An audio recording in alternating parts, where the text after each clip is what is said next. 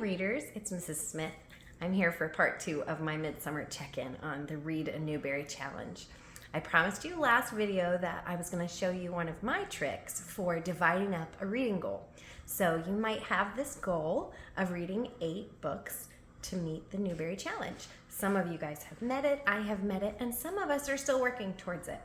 Sometimes when we have something we want, it can feel really overwhelming if we don't know how to break it into parts. So I want to show you how I break big jobs into small parts. It's not too hard. You do a little bit of math and some writing, and it can really help you meet your goals little by little, inch by inch, so you can come to the Newbery party and accomplish that goal of reading 8 Newbery books. And of course, this will help you all the rest of your life as a student and a thinker and a reader. So now I'll show you my trick.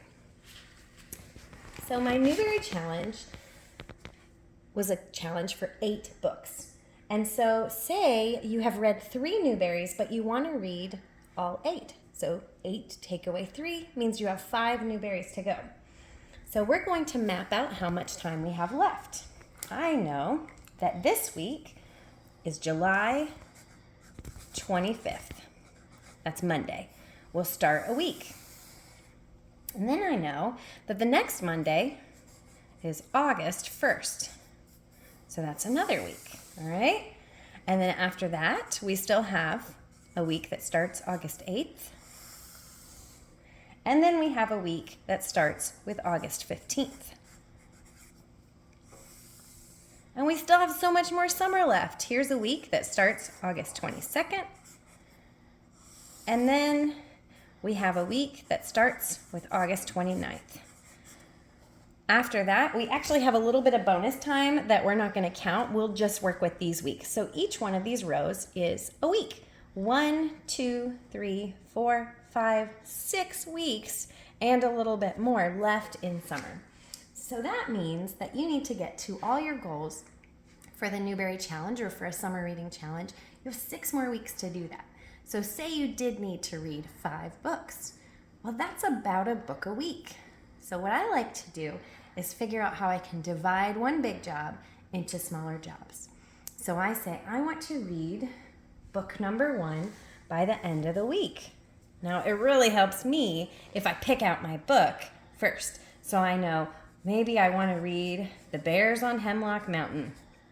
And so I work on that all week, right? So I've got the Bears.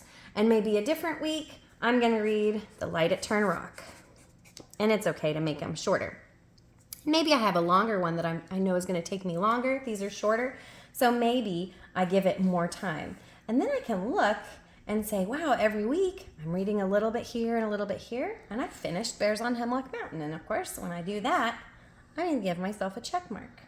Now, another way you can do it is to add up the pages. Choose your books. Say you have 5 left. Add those pages up. Say this one's 60, this one's 100.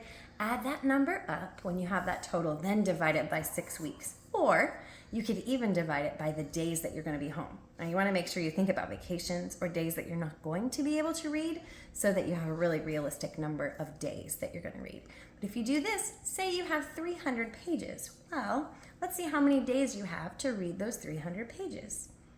Well, we have 1, 2, 3, 4, 5, 6 weeks, and each week has 7 days. So that's about 42 days that you can divide into that 300. So then you're looking at maybe wanting to read about, 90 pages a week or something like that. This really helps me divide a big job into something small so that I can get to the end of my goal, which is that accomplishment of 8 Newberys and an ice cream party to boot.